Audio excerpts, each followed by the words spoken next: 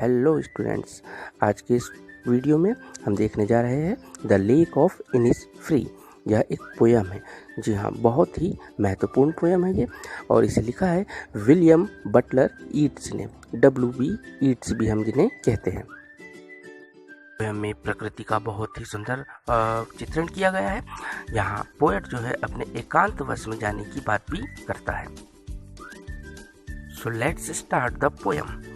The lake isle of Innisfree, मतलब जो है द लेक है, एक झील है जो कि आइजल ऑफ इनिसफ्री यानी इनिसफ्री के द्वीप पर है। This well known poem explores the poet's longings for the peace and tranquillity.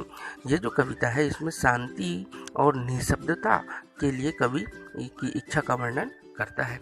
A place where he spent a lot of time as a boy, मतलब वहाँ पर बाल्यकाल में, मतलब जब वो छोटा सा था उसने काफ़ी समय बिताया था। The poem is a lyric, और यह एक लिरिक यानी गीत काव्य है। लिरिक्स यानी एक गीत काव्य होता है। तो चलिए स्टार्ट करते हैं, देखते हैं इनका हम फर्स्ट स्टेंजा में पोएट जो है क्या कहते हैं।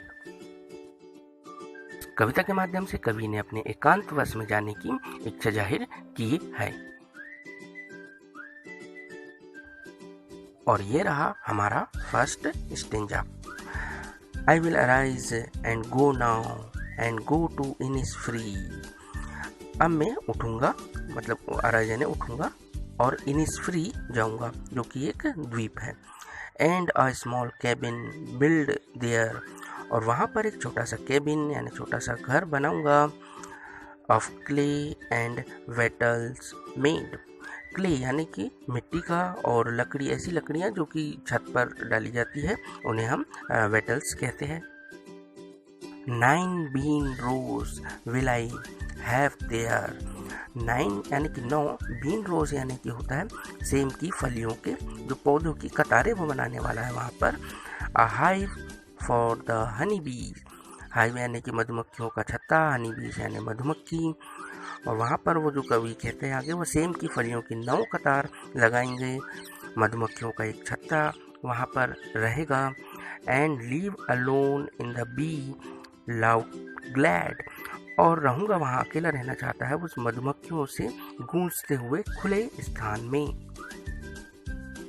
ग्लेड यानी खुला स्थान जो कि जंगलों के बीच में होता है। हमारी 4 पंक्तियाँ जिसमें कवि ने अपने वहाँ जाने की इच्छा जाहिर की है, जहाँ छोटा सा केबिन बनाएगा वो इनिसफ्री में, और वहाँ जहाँ मधुमक्खियों को भी रखेगा, उनकी भिन भिनाती हुई गूंज की आवाज़ में वो वहाँ रहना चाहता है। और यह थी हमारी first stanza. Now let's go for stanza second. और दूसरे पद में हम यह देखते हैं, and I shall have some peace there, for peace comes dropping slow. Dropping का अर्थ है नीचे उतरना या टपकना। यहाँ पर कवि कहते हैं और मुझे वहाँ कुछ शांति मिल जाएगी। पीस यानी शांति, for peace comes dropping slow, और जो पीस जो है, शांति जो है, वो धीरे धीरे टपकती है या आती है। Dropping from the wheels of the morning to where the cricket song sings. Cricket यानी यहाँ झिंगूर होता है। ड्रॉपिंग यानी जैसे अभी हमने बताया टपकती है या नीचे आती है। यहाँ पर कवि कहते हैं प्रभात के पर्दों से गिरती है। वेल्स यानी पर्दे, ऑफ द मॉर्निंग यानी प्रभात या सुबह, सुबह के जो पर्दों से उसमें से शांति जो है टपकती है, गिरती है। वेयर द क्रिकेट सिंग्स, और जहाँ, मतलब क्रिकेट यानी कि झिंगुर, जो छोटे छोटे झिंगुर रहते हैं सुबह जो भुनभुनाते हैं, वहाँ तक वो गाते हैं, वहाँ तक वो शांति उन्हें मिलती है। और यह था हमारा सेकंड स्टेंजा जिसमें कवि ने सुबह, दोपहर और शाम का वर्णन किया है। कवि ने बताया है कि जैसे सुबह जब होती है, जैसे रात में जब अंधेरा छटता है, उसी प्रकार यहाँ पर्दा की तरह वो उठता जाता है और फिर झिंगुर बोलने लग जाता है। आधी रात को मध्यम सा प्रकाश, दोपहर को जामुनी सा आसमान, और शाम को पक्षी जो लिनेट पक्षी रहती है उसके पंख से पूरा आसमान ढक जाता है। चलिए आगे देखते हैं हम third stanza. In the third stanza we see I will rise and go now for always night and day। अब आगे इस स्टेंजा में कवि कहते हैं अब मैं उठूंगा और जाऊंगा, क्योंकि पूरा रात दिन वो वहाँ पर जाना चाहता है, रात दिन के लिए वो वहाँ जाना चाहता है।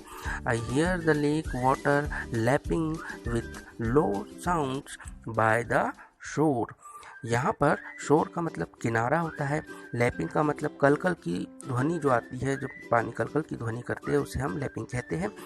तो कवि यहाँ कहना चाह रहे हैं मैं झील के पानी को किनारे से टकराने के मध्यम मध्यम जब आवाज़ आती है, मतलब जब पानी टकराता है और जब वो आवाज़ आती है तो वो आवाज़ को सुनना चाहता है, वहाँ पर सुनता है वो आवाज़ को वहाँ पर। While I stand on the roadways, roadways यानी कि जब वो रास्ते पर खड़ा रहता है, पथ पर खड़ा रहता है वहाँ पर, और वो आवाज़ को सुनना चाहता है। While I stand on the roadway और on the pavements, पेमेंट्स यानी फुटपाथ होता है, जो भूरे रंग का फुटपाथ है उसे हम पेमेंट कहते हैं। और यहाँ का भी कहना चाह रहे हैं जब मैं रास्ते पर या भूरे रंग के पथ पर खड़ा होता हूँ। I hear it in the deep heart's core, hearts core यानी कि दिल की गहराई से। तो मैं इस आवाज़ को दिल की गहराई से सुनता हूँ। तो इस 4 पंक्तियों में हम देखते हैं कवि अपनी तीव्र इच्छा जाहिर करता है कुछ शांति पाने के लिए, मतलब फ्री माइंड से रहने के लिए।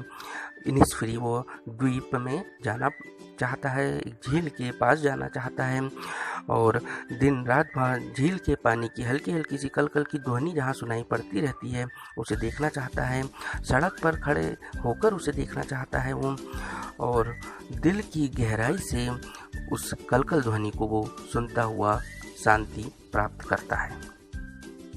ये हमारी एक कविता the lake isle of Innisfree, मतलब इनिसफ्री के द्वीप पर झील, जिसका वर्णन यहाँ कवि करता है और शांति पाने के लिए वहाँ जाना चाहता है। Thanks for watching.